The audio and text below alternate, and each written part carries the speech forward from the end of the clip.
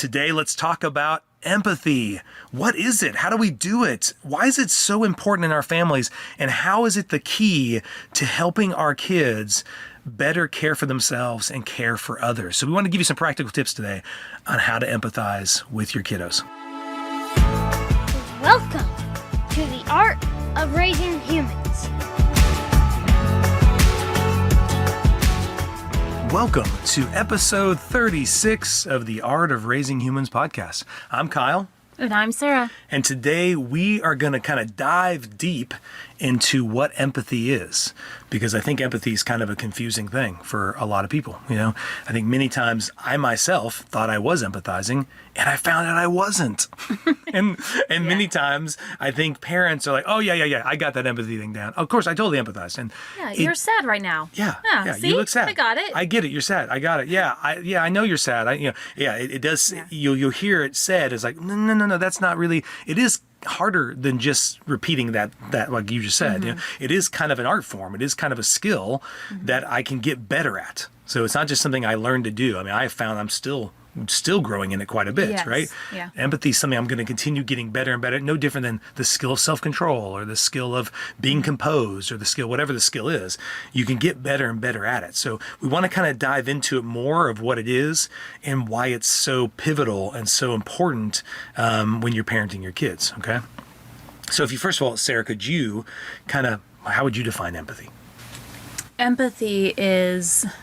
I think probably a lot of people it's stepping in the other person's shoes. It's understanding what they feel, and different than sympathy. Then sympathy is like, oh, you're sad. You know, empathy is being in their shoes and knowing that sadness, and really sitting with them in their whatever the feeling is. I'm saying sadness, but that's a real easy go-to. But empathizing is really being there with them in that emotion, not just from the outside, just kind of looking at it like, oh, there you are in your little bubble of feeling. Yeah. But it's joining with them, not taking it on. It's not this, okay, now I'm going to be as miserable as you, but it's joining with them in their process. Yeah.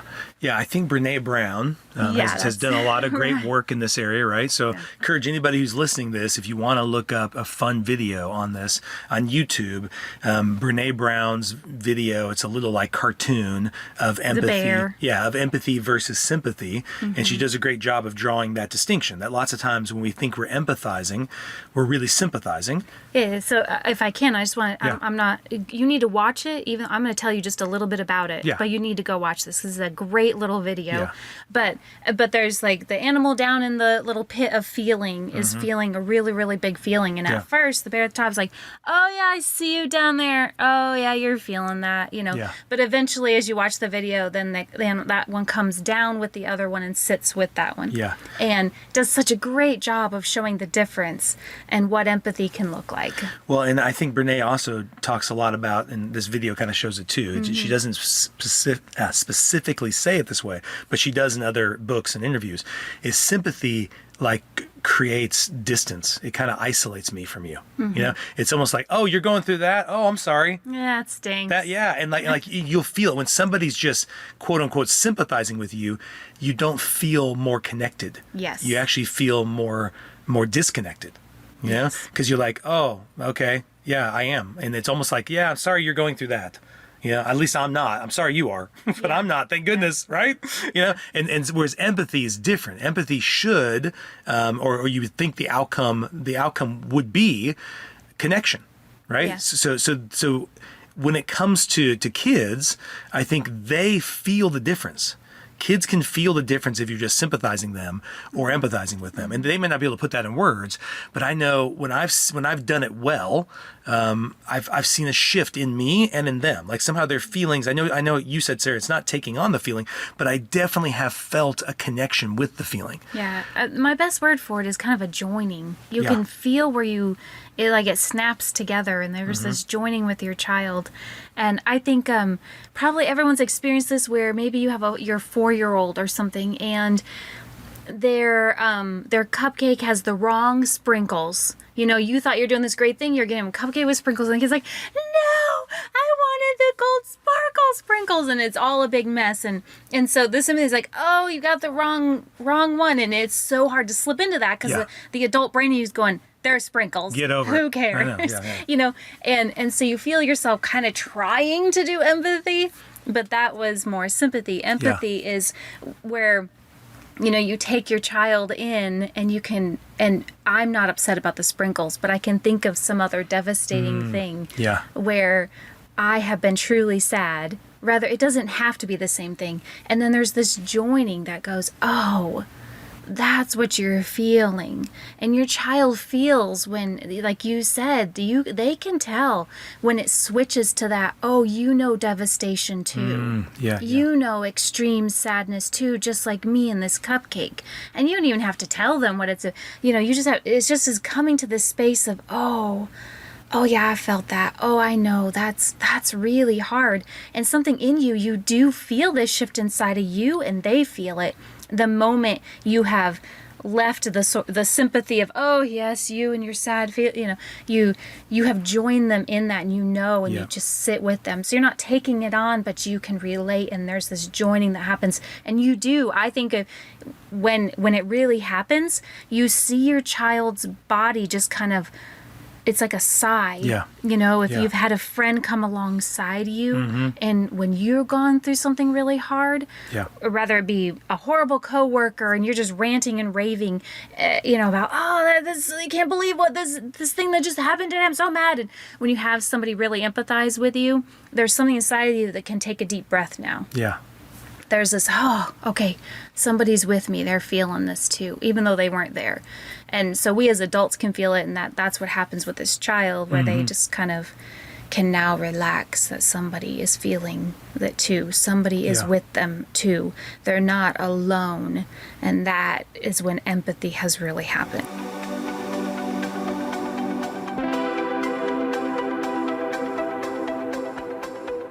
And the word I was thinking of as you said that was compassion. Compassion means, passion means suffering, and suffering with, is that's what I have felt kind of bubbled out of my empathy. When I empathize well, was I felt compassion for them, even if it's something as silly as the sprinkles, Oh man, that'd be so, like I tell parents all the time, I'm thinking of lots of, if you put yourself in your 3-year-old, 5-year-old, 4-year-old shoes, they can't do a lot on their own. They can't get a lot of things they want. So they at that age, they start to desire things that maybe are different than what you want them to have, but they can't get them. So they somehow have to get you to get them, And when I think about that, and I put myself in my kid's shoes, it's like, I feel such compassion, because that would really be hard. Yeah, they have no control. Yes. Life is largely they have to go all over the place, to this appointment, to that appointment, to these. What they wear, how they spend their time, when they go to bed. Oh yeah, there's. And they have very little say in it and very little power to shift it, So like the only power they have is to throw a fit. And so in these moments, oh yes, I see that, and kind of feel that compassion. And when you come with them, I like how Dr. Gottman, when he talks about this, he talks about attuning with your kids, And I loved that picture when I read that in his book, Raising Emotionally Intelligent Children. It's a great book by Dr. Gottman. But he talks about almost like a really good song, like if there's been times I've been feeling a feeling, and it seems like no other adult I'm talking to seems to get it, but I'll turn on a song and the song got it. Somehow this musician who wrote this song was feeling what I was feeling. And even though I don't know this person, even though I've never met them, it's like I feel like they get it, Yeah. And I'll feel myself shift out of that deep sadness or whatever it is, deep disappointment, and I'll feel like, oh, cool, I'm not alone in it. At least this guy gets it, or this lady gets it, right? Yeah. I think attunement, you brought it up with music. Attunement is that tuning in. And when, as a parent, I don't hear this one talked about a lot, but I remember coming across it early on, actually before we had kids, as I was learning about parenting and working with families with little kids. Learn about attunement, where you're tuning into your child. So if you think about it with a baby, they can't communicate. Yeah. So you have to tune into your child's, what is their body language? What is this cry? And you'll hear, you start to learn, oh, well, this cry means they're hungry. Oh, this cry means, and even now sometimes I can hear my child cry and I think, oh, well, that's the cry that they got hurt, but they're going to be okay. Yes. Or no, something's really, really wrong. And so I think we kind of think about that maybe with babies, but even as they get older, even in the teenage years, there's moments where you probably feel tuned into your child. And it's really this, just like you turn the knob, I don't know. I guess nowadays they don't do that. I know, they don't do knobs, yes. You all are old enough to where you had the radio station and you're trying to get it just right. Fuzzy, I know. And you're having to tune in, and then all of a sudden it comes through clear and crisp. And you've tuned in. Even older is trying to get the TV channel you want and trying to get the ears right. And then you're like, we finally got this. It came in clear. That's how old we are. Exactly. But that's what it is with your child, where you're kind of off still a little bit. You're kind of seeing where they're at. You're kind of seeing what's going on with them, but it's still fuzzy. You're not there. You're not fully connected and tuned in. And then there's moments where you just click and you just feel this now we're there. Now we have this clear channel and it's coming through. And empathy and attunement, as you can imagine, they go hand in hand. They're very important to each other. Because if I'm going to empathize, I need to be tuned into you, what's going on with you, what's going on inside of you, what's in your body, what's in your emotions, what's happening in there. And I want to tune into that, and that child feels that tuning in, and then they can relax. Yeah. Also, the word I heard in there that kind of goes along with it is being understood, It seems like what you said, from the time they're born, their little baby, you're doing this thing of trying to attune to them and feel empathy for them, right? But it's also understanding them. It's understanding what they're trying to say to you, even when they don't have words. And the more and more you can do that, I hope the listeners are getting that, the more and more I do that at a young age. I mean, one of the most common complaints teenagers say is, my parents don't understand me, They're saying there's no attunement. I know. And they'll say to me, like, I was saying one thing and they completely came back with a lecture about something else. I wasn't even talking about that. Yeah. And they just sit there and go, blah, blah, blah, blah, blah. My parents don't get it. I mean, I know how many kids will tell me they've just kind of closed their heart off to their parents because they're tired of their parents not understanding what they're trying to say, And I think some of that starts in the early years of not making a habit of doing that, not making a habit of going, even when you don't have words, you're making sounds. You're doing nonverbal things. I'm going to try to attune to you so I can understand, because each kid is so different. Understanding how each one communicates, how each one cries out, how each one says, I need help, how each one says, I've got it, right? And you can start to get, each kid has a different way of conveying that. And the more time you spend empathizing, the more pathways you make to understand them, more capacity you create to understand them and attune to them, no matter what age they are. Yeah. When your kid comes in the door and they drop their backpack and maybe they head up to their room, or they just walk over to the fridge and their body's closed off and you can see the tension. That's an example of an older kid and attuning to, whoa, I'm picking up on something here. But it is a practice. I do feel like it's something where I don't know that lots of us maybe experience that in our own lives as children. We think, oh, we've got to resist, or, oh, hey, you're not supposed to drop your backpack there. Get it up on the, and in that moment, we're not attuned to them. Yeah. Attunement. I kind of got all over the place in my thoughts. You're right. I think what you're saying is that we get focused on the action, and we're not really attuning. We're just going, I don't like that action. I want that to stop. And the kid's like, there's other stuff going on here. And the burden is kind of on us. Yeah. Even though you would like your teenager or your child to be in that part of their brain where, hey, mom and dad, I had a stressful day today and all this stuff. I felt rejected today by my peers. Yes. It's really kind of on us to be when we need to attune to them. Yeah. And that is something, the more we practice it, the better we get at it. And it is an intentional process because we got stuff going on too. We do. It is not easy. Yeah. It is a practice and it is a skill to build, to tune into your child and where they're at. But when you do, it's almost magical what can happen and the empathy that can come and what happens in your relationship when they feel that attunement. Well, and I would say, Sarah, you naturally just do this better than I do. It's a real struggle for me. You're more attuned to the kid, because I think part of it, you did such a great job when they're little and babies, and I didn't do that as much with them as you did, which I think is a fault that a lot of dads fall into. But I also think there's, since you are, what I have noticed in my effort to get better at it is there's been moments in my practicing to do it that I have completely attuned with them.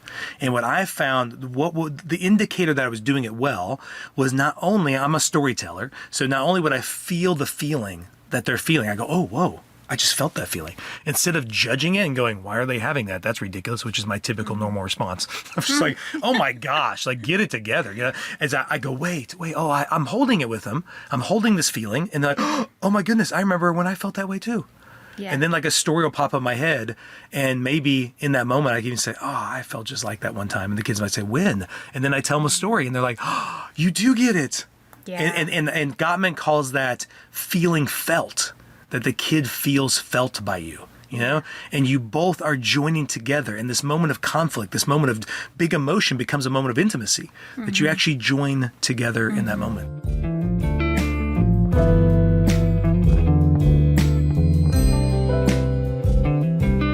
And that's where shift can happen. That's where all of a sudden the sun can shine again. Yeah. And pathways open up to going somewhere. That's what's so amazing about attunement and empathy. You know, the little baby stops crying because its mom is holding it and it feels tuned into, you know, the needs are met. The child is being seen. Yeah. It's where our children, now that they're older, they're really, really upset. And then you just see it kind of fall off their shoulders a little bit because they're not carrying that burden alone. And they pour out the story to you. And even if you don't make it better, they were felt, they were held, it was held together with somebody. They're not alone in this world. Yeah. There's 3 important things. So I'm just like making this up in my head right now as you're talking, and I want your feedback. There's 3 important things I'm thinking about empathy then, okay? So one is empathy is not something your kids are born with. All right. So kids don't naturally empathize with others. They naturally think about themselves. Right. So the ability to get in somebody else's shoes it has to be modeled. It has to be taught. It has to be shown, right? So if we actually want to raise kids who really care about their friends' feelings and care about their siblings' feelings and care about even ours as parents, right? Like a lot of times we're like, it seems like our kids just care about themselves. There's, we don't want to raise kids that are selfish and just think about them, right? We've got to emphasize empathy. We've got to practice it, model it, help them feel it. And then you're going to raise kids who are able to feel it with their friends and their siblings, right? I mean, in important. Yeah, I think they're kind of born survival mode, right? Yeah, yep. And they're more egocentric. You've heard the term egocentric, where they're not really aware of their impact on the world and the cause and effect things. They're just thinking, I'm hungry right now. I want that toy right now, so I'm going to take it from you. And so as we empathize and show that to them, then they can turn to the world and turn to others and do that too. They can think, what are you feeling? You're feeling something maybe different than I'm feeling? Yeah. And how do we do this? Yeah. And I'm even thinking of how many 4-year-old, like pre-K teachers, the parents they want help with their 4-year-old. And the pre-K teacher will say their kid is doing aggressive things at school, and they're not showing any empathy. And I'll typically want to know, how is the teacher showing that kid empathy? Because I think if a kid isn't showing empathy, it's probably because he needs to be shown empathy, Yeah. So if your child isn't showing empathy, and what I mean by that isn't seeming to care when he does hurtful things, don't give in to fear. You're not raising a psychopathic kid. Just know that the kid isn't naturally empathetic. The kid is naturally about surviving themselves. So when they do something and then you get mad about it, they're naturally going to protect themselves. They're not going to go, oh, so it needs to be taught, it needs to be modeled. You got to show them empathy, right? So that's point one. Second point I have is I love how Becky Bailey from Conscious Discipline says, empathy organizes the brain. So it's the skill you use to help the kid organize the brain. So in the past, we've talked about 3 different parts of the brain, kind of in the upstairs, downstairs, from the brainstem, the fight, flight, or freeze part, to the limbic system, the more emotional part, and then on to the prefrontal cortex. So in order to give our kids empathy, you and I need to be at the prefrontal cortex. We can't be questioning, am I safe? Am I loved? We've got to be secure that I know how to help my kid right now. I'm so glad my kid came to me with these emotions because I can help them, right? So if I'm doing some self-care, I'm taking care of myself, and I'm in a good place, and I'm in the prefrontal cortex, I think a lot of parents do this naturally, in a sense of, if they're in that good place, they will come along and they'll show compassion. It's a lot of times we're sitting in the limbic system, we're sitting in our own emotional place. So when the kid comes with their emotions, we're unable to do it, because we're not. So I've got to realize that my inability to empathize, to care about what they're caring about, is probably because I'm in a place in my brain that's making it more difficult to do that.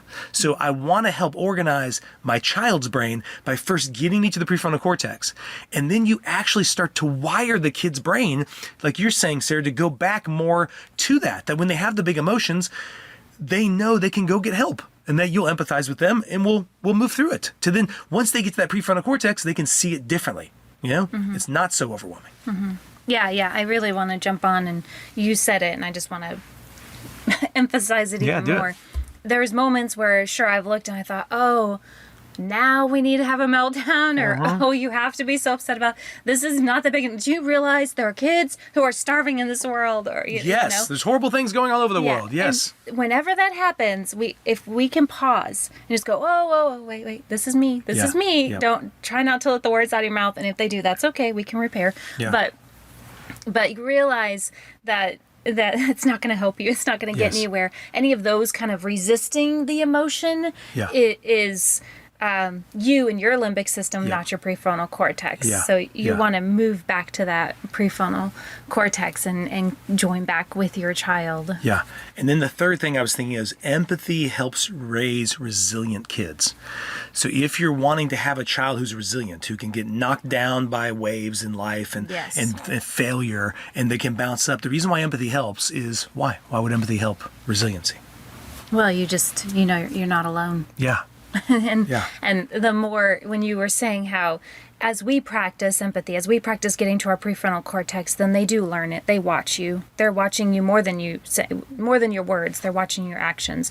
And so the more they see mom and dad go back to their prefrontal cortex and join with them and empathize with them, then the child wires their brain to do that. And so then when hard times come, when hard things hit, their brain is wired for that empathy and that relationship and that connection to other people. And I don't know, were you going to do the story of the ice? And no, I could. That's great. No, yeah. So there was a study in a book called Why Bad Things Happen to Good People. People put their feet in ice water and they time how long they can endure the pain of that ice water. And they found if somebody was in the room enduring that pain with them, like just with them, not their feet are in ice water, but those people could endure it twice as long. Yeah. And so the ability to be resilient in the face of hard times and difficult things. Dr. Becky Bailey's passionate about doing this in schools and helping schools get through difficult times. And we are in difficult times. There's a lot of difficult things going on in the world, that it's actually through empathy that we can be resilient. Yeah, it's that connection. It's having somebody there in your hard times. So it's not even that the person was rescued from the ice water. Exactly. And it's not that, what's happening in the school systems, she's not even saying make everything better for everyone. It's really just, if you have a person who's attuning to you, who's empathizing with you, who is there in your story, who's a witness and holding it with you, you can come back from hard things. You can move forward. They can be part of your story. You can overcome. But they're not the end of your story. They're just a piece. Yeah. And your ability to come back and have the life you want and all those things come from that relationship. Yeah. And it's really cool because you don't even need a lot of those. Yeah. Yeah. You don't need 50 different wonderful people. Yeah. You can have one.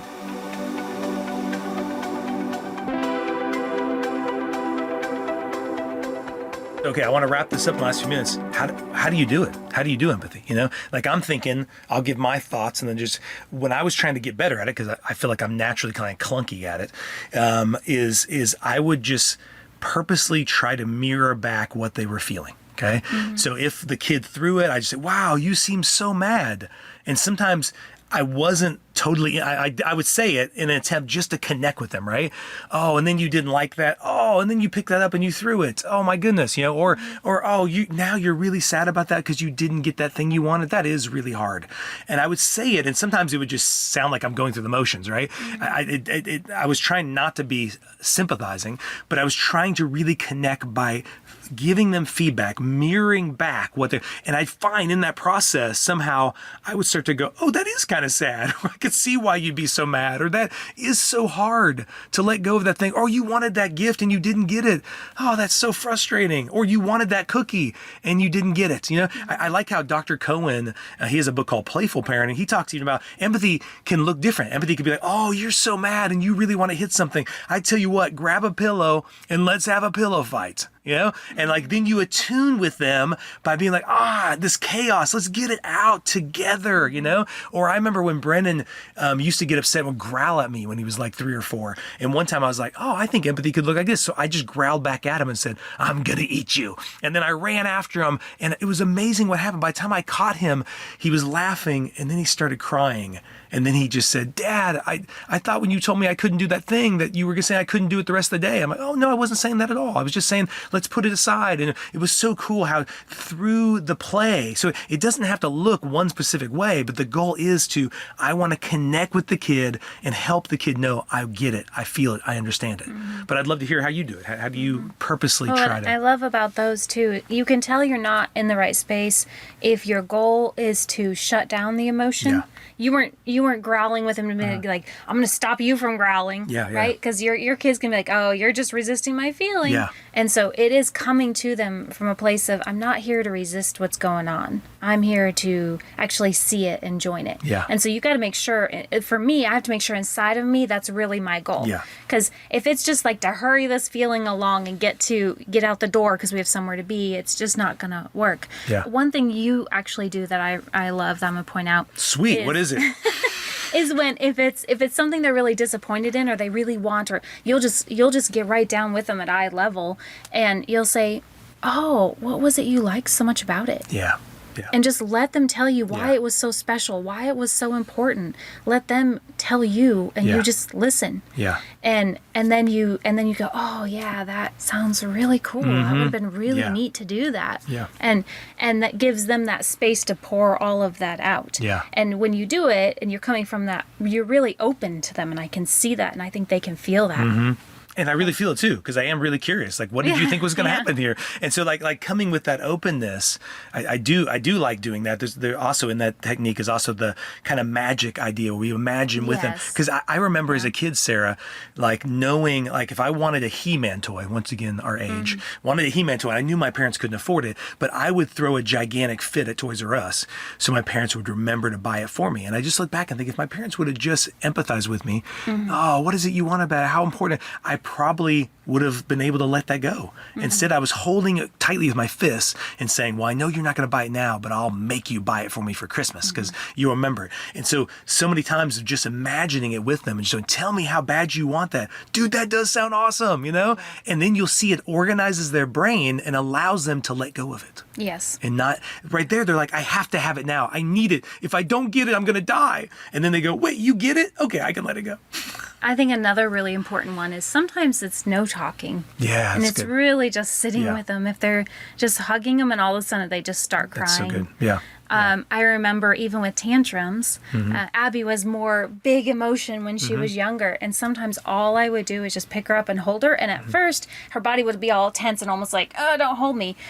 But she knew I was safe. I mean, I'm not like fighting her to hold her. I'm not tackling her. I just want to make sure that, I'm not saying to tackle your child into some hole. You will take my hug. I love you. But then eventually it would shift from the screaming upset, and I would say, oh, you're really mad, or you don't want to nap, or whatever it might have been before, even when she was older. But I would just say maybe a few words, and then I just be with her. And then the anger would shift to sadness, and then would shift to calm. And then we would move through it. And it reminds me of that book, The Rabbit Listened. Yep. So great book on empathy. Mentioned I think we have The Rabbit Listened. It's a great book. Yeah. Get it at the library. Look it up. It's a children's book, but honestly, I think parents would do well to read it. Because it does a great job of just modeling all the different emotions, and The Rabbit Listened. So it's a good one to kind of visually see. Well, I know there's even so much more to talk about this, Sarah, but I just really loved kind of diving a little deeper into empathy. I think it's such a powerful concept and so helpful in our family, something I definitely needed to grow in. It's not a skill I came into our marriage really doing particularly well. And I even think that's how I got better. I was practicing with you, just seeing how you empathize with me on my rough days and going, that kind of felt good. She didn't tell me how to fix it. She didn't tell me how I did it wrong. She just listened. And then I found I would shift to a better part of my brain and find better solutions, And so I think that right there is really big for teenage years, where they're not actually wanting you to fix or solution. Little kids do, but older kids, you actually lose them if you move into that space. And so I just think getting to practice it with you. So I encourage, I hope this helps the listeners. I really encourage you, just try practicing it. Just noticing, am I sympathizing? Am I empathizing? Do it with your spouse. If your spouse is game, just practice intentionally kind of mirroring back what you think that they're feeling or going through in that moment, and seeing how that shifts in you, seeing if you can attune. Are you attuning well with the kids? And we would love to get feedback from you on how this is helpful to you, maybe ways in which this opened your eyes to what empathy is. So feel free to go on there. We've got, it's been so great to see some comments. Lately, I've gotten some people sending us messages through info@parentinglegacy.com to send some comments. Even some reaching out through Facebook and stuff like that through Parenting Legacy, which is our counseling side. Just giving us comments. So all those spaces are great to give us feedback. We'd love for you to give us a 5-star review and share this to people who maybe need some help in understanding empathy better.